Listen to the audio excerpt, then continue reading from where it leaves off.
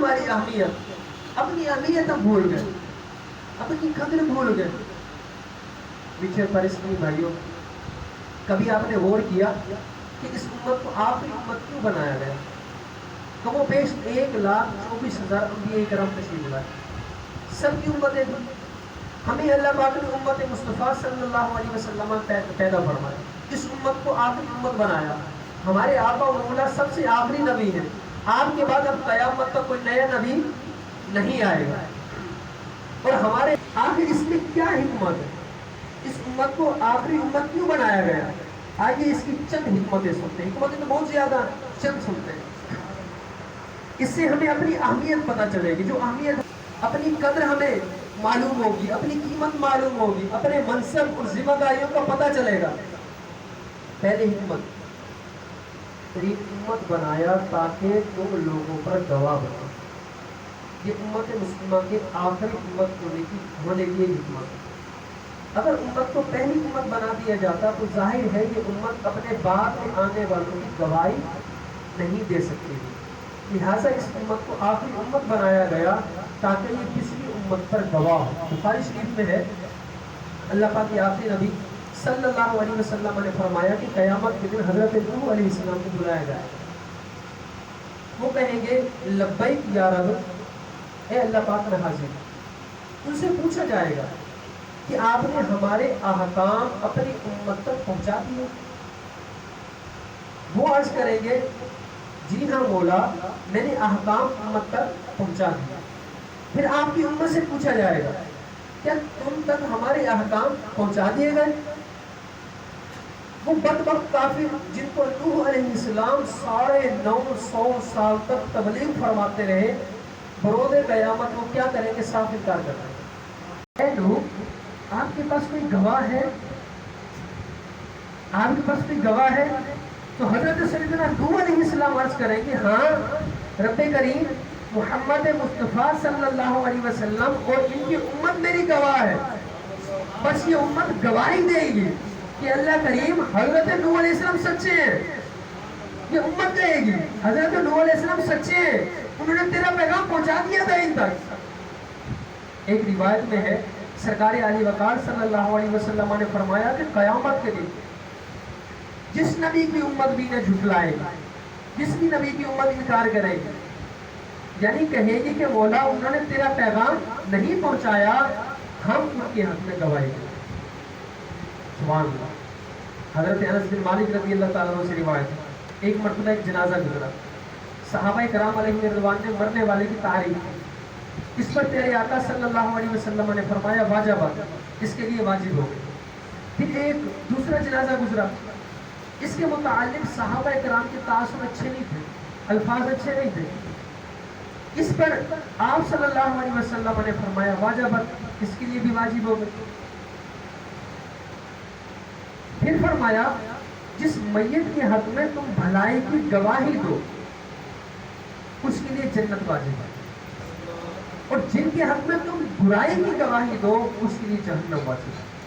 تم زمین میں اللہ پاک کے گواہ ہو۔ پیارے اسلامی بھائیوں، اللہ اکبر، یہ ہے ہماری قدر، یہ ہے ہماری اہمیت۔ یہ امت روز قیامت انبیاء کرام کے حق میں گواہی دے گی۔ دنیا میں یہ امت جس کے حق میں اچھائی کی گواہی دے، اللہ اس پر جنت واجب فرما دیتا ہے۔ اس امت کی اہمیت دیکھیں، یہ امت کتنی اہم امت ہے۔ اب غور کریں، جس کے لیے یہ اچھائی کی گواہی نہ دے اس پر جہنم واجب کر دی جاتی ہے۔ اب ذرا ہم غور کریں، کیا ہم اس لائق ہیں؟ یہ منصب جو امت مسلمہ کو دیا گیا، کیا ہم اپنے اس منصب کی اپنے آپ کو لائق بنا رہے ہیں؟ افسوس، ہم جانتے ہیں مجرم کے سب ٹھکانوں کو شریک جرم نہ ہوتے تو مخبری کرتے۔ پچھلی امت کی کیا کیا برائیاں تھیں؟ حضرت نوح علیہ السلام کی قوم آپ کی گستاخیاں کیا کرتی تھی، کہ آج ہمارے ہاں گستاخیاں نہیں کی جا رہی؟ حضرت نوح علیہ السلام نے سمجھاتے، وہ بات ماننے کو تیار ہی نہ ہوتے۔ کیا ہم اپنے پیارے نبی صلی اللہ علیہ وسلم کے جو مبارک فرمان ہیں ان پر عمل کرتے؟ حضرت ہود علیہ السلام کی قوم سرکش تھی، کہ آج ہمارے یہاں پوری ڈھٹائی کے ساتھ گناہ نہیں کیے جاتے؟ حضرت صالح علیہ السلام کی قوم اپنی طاقت پر، اپنی مہارتوں پر، اپنی بڑی بڑی عمارتوں پر فخر کیا کرتی، غرور اور تکبر کی آفت میں مبتلا تھی کہ آج ہمارے ہاں سائنس اور ٹیکنالوجی کو بنیاد بنا کر دینی باتوں کو پس پشت نہیں ڈالا جاتا؟ کیا لوگ یہ نہیں کہتے کہ دنیا چاند پر پہنچ گئی اور آپ نماز روزے کی بات کرتے ہیں؟ کہتے ہیں لوگ اس طرح۔ حضرت نوح علیہ السلام کی قوم میں فحاشی، بے حیائی اور بدکاری عام تھی، کیا یہ چیزیں آج ہمارے اندر نہیں؟ حضرت شعیب علیہ السلام کی قوم ناپ تول میں کمی کیا کرتی تھی، کیا آج ہمارے یہاں ناپ تول میں کمی نہیں کی جاتی؟ خرید و فروخت میں دھوکہ نہیں دیا جاتا؟ حضرت شعیب علیہ السلام کی قوم چوراہوں پر بیٹھ کر لوگوں کو گمراہ کیا کرتی تھی، مس گائیڈ کیا کرتی، کیا آج ہمارے یہاں ایسا نہیں ہوتا؟ گلیوں چوراہوں پر ایک ایک گناہ کرتی، رب کی عذاب آ جایا کرتا۔ قرآن گواہی دے رہا ہے، اللہ ہو جائے کہ امت اتنے گناہ کر رہی ہے۔ تو میرے پکچر پر پیارے اسلامی بھائیو، ذرا انصاف سے بتائیے، آج جب سودی لین دین سے، خرید و فروخت میں دھوکہ دہی سے منع کیا جائے، تو بالکل یہی بات آج لبرلزم کے نام پر لوگ کہتے نہیں ہیں کہ مولوی صاحب کو تجارت کا کیا ہے، انہیں چاہیے کہ اپنے نماز روزے تک گفتگو کیا کرے، انہیں کیا پتا کاروبار کیسے چلتا کر دیں۔ دیکھیے منصب جو امت مسلمہ کو دیا گیا، پچھلی امتوں پر گواہی دینا، ہم اس منصب پر پورے کیسے اتر پائیں گے؟ یاد رکھیے، فاسق یعنی اعلانیہ گناہ کرنے والے کی گواہی قابل قبول نہیں ہوتی۔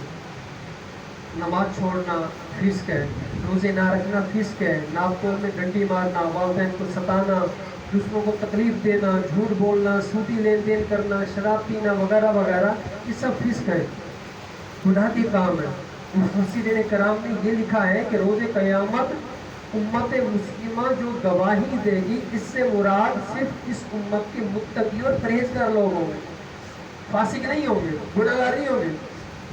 جو نمازیں بھی پڑھتے ہیں، روزے بھی رکھتے ہیں، گناہوں سے بھی بچتے ہیں، تقوی اختیار کرتے ہیں، صرف وہی لوگ یہ گواہی دینے کے اہل ہوں گے۔ جو گناہ گار ہیں، فاسق و فاجر ہیں، انہوں نے خود گناہ کر کر کے اپنے آپ کو اس منصب کے لیے نااہل بنا لیا۔ غور کرنے کی بات ہے، کتنا عظیم منصب ہے، اور ہم صرف دنیا کی محبت کے سبب، مال کے پیچھے، نفسانی خواہشات کی وجہ سے ہم اپنے آپ کو اس منصب کے لیے نااہل قرار دے لیں، تو کتنے نقصان کی بات ہے۔ اس لیے ہمیں چاہیے کہ ہم اپنے کردار کو درست کریں، اپنے انداز، اپنے اخلاق، اپنے اعمال، اپنے طور طریقوں کو درست کریں، تاکہ یہ عظیم منصب جو اس امت کو عطا کیا گیا، ہم بھی اس منصب کے لائق بن سکیں۔ میرے مرشد عرض کرتے ہیں اللہ پاک کے دربار میں مناجات کرتے ہو، مٹا دے ساری خطائیں میری مٹا یا رب، بنا دے نیک، بنا نیک دے بنا یا رب، محیط دل پہ ہوا ہائے نفس امارہ، دماغ پر میرے ابلیس چھا گیا یا رب، کرے نہ تنگ خیالات بد کبھی، کر دے شعور و فکر کو پاکیزگی عطا یا رب۔ دوسری حکمت اس امت کی، آخری امت ہونے کی، عبرت لینے والی، پیارے اسلامی بھائیوں، اس امت کو عبرت لینے والی امت بنایا گیا ہے۔ ایک مقام پر اللہ پاک ارشاد فرماتا ہے ترجمہ کنز العرفان، اور بے شک ہم نے تم سے پہلی قوموں کو ہلاک کر دیا جب انہوں نے ظلم کیا، اور ان کے پاس ہمارے رسول روشن دلائل لے کر تشریف لائے، اور وہ ایسے تھے ہی نہیں کہ ایمان لاتے، ہم یوں ہی مجرموں کو بدلہ دیتے ہیں۔ پھر ہم نے ان کے بعد تمہیں زمین میں جانشین بنایا تاکہ ہم دیکھیں کہ تم کیسے کام کرتے ہیں۔ یعنی اے امت مسلمہ، پہلے کئی امتیں گزری، ان کی طرف رسول بھیجے گئے، ان کے لیے احکامات کھول کھول کر بیان کر دیے گئے، مگر انہوں نے اپنی جانوں پر ظلم کیا، نافرمانیاں کی، ہم نے انہیں ہلاک کر دیا۔ پھر تمہیں زمین میں اپنا خلیفہ بنایا تاکہ دیکھیں کہ تم امتوں جیسے ہی عمل کرتے ہو یا اللہ پاک کی نافرمانی کرتے ہو۔ اس امت سے فرمایا گیا، اللہ اکبر۔ یہ ہے اس امت کو آخری امت بنانے کی ایک حکمت۔ علماء فرماتے ہیں پچھلی امتوں میں لوگ کیسے کیسے گناہ کرتے تھے، کس طرح دنیا کو آخرت پر ترجیح دیتے تھے، کیسی کیسے سرکشیاں کیا کرتے تھے، کیسے اللہ پاک نے انہیں مہلت دی، انہیں لمبی لمبی زندگیاں دی۔ پھر جب وہ اپنی نافرمانیوں پر پکے ہو گئے تو اللہ پاک نے کیسے ان پر عذاب نازل فرمایا۔ کسی کو آندھی کے ذریعے ہلاک کیا، کسی کو ان پر پتھر برسائے، کسی پر زلزلہ آیا، ان کی طاقت، ان کی